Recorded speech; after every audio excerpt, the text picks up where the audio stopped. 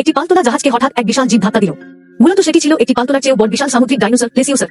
সে যদিও শুধু জাহাজের পাশ দিয়ে সাঁতরে গিয়েছিল, কিন্তু তার লেজের শক্তিশালী জলপ্রবাহী পুরো জাহাজটি উল্টে গেল। জাহাজে থাকা কয়েকজন সরাসরি পানিতে পড়ে গেলেন। জল থেকে উঠে আসার পর বড় মেয়ে হঠাৎ বাবাকে বলল তার প্রেমিক এখনো জাহাজের কেবিনে আটকা পড়ে আছে।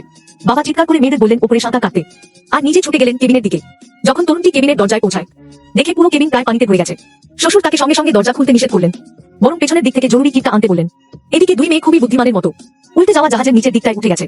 দরজা সঙ্গে সঙ্গে না খোলার কারণ ছিল, তখন ভেতরের চাপ অত্যন্ত বেশি ছিল, আর এখন পুরো দরজায় পানির নিচে ডুবে গেছে।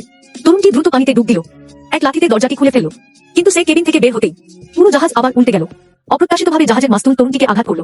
সে সমুদ্রের নিচে আচ্ছাভাবে দেখল সেই বিশাল দানবটিকে। দুই মেয়ে জাহাজের নিচে শক্ত করে ধরে রইল। এভাবেই তারা প্রাণে বাঁচল। তারপর তারা চিৎকার করে তাদের পরিবারের লোকদের খুঁজতে লাগলো। ভাগ্য ভালো, বাবা আহত হননি। তিনি দ্রুত জাহাজের নিচে উঠে এলেন। কিছুক্ষণ পর তরুণটিও পানির উপর ভেসে উঠল, কিন্তু তার ভাগ্য এত ভালো ছিল না, কারণ তার ঠিক পিছনেই ছিল সেই বিশাল প্লেসিওসার। এই দৃশ্য দেখে তরুণটি প্রাণপণ সাঁতরে ছোট জাহাজের দিকে গেল, কিন্তু দানবটি তাকে ছাড়তে রাজি নয়। দ্রুতগতিতে তার দিকে ধেয়ে এল। ভাগ্যক্রমে তরুণটি ঠিক সময় জাহাজে উঠে পড়ে, আর দানবটি জাহাজের নিচ দিয়ে সাঁতরে চলে যায়। পুরুষটি ভাবতেও পারেনি